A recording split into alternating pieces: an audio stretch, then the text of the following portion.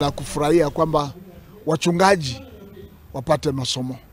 Wachungaji wanahitaji kusoma from diploma, from certificate, from degree mpaka doctorate.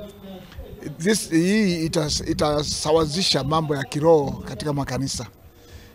Mchungaji yote ambaye hajawahi kwenda college in future itakuwa shida, kwa sababu hatajua ni nini kinachohitajika katika serikali, katika makanisa.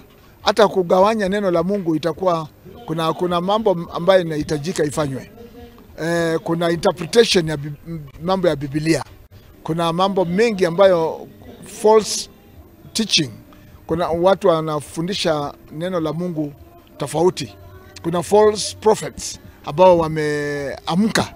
Kwa hivyo kama wewe hauna elimu ya kithiolojia kwa ajili ya kanisa lako, basi unapatia kanisa lako chakula ambacho hakijaiva.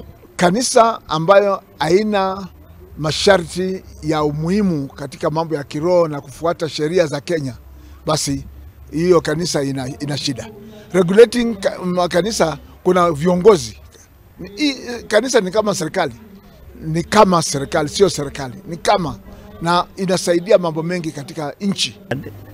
It calls us, everyone, to come and we study together. You know, it is very important because the importance of studying, one, you will be elevated in what you had not known. And then number two, it also connects it to new friends. Number three, it opens more channels for your ministry, for your life, for your family.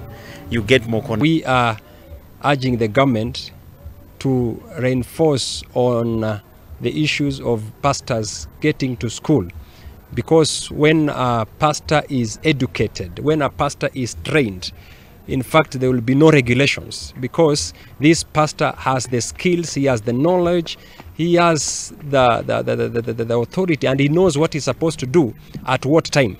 But now the issues of regulations are coming in because most of these pastors don't have the knowledge and are not trained.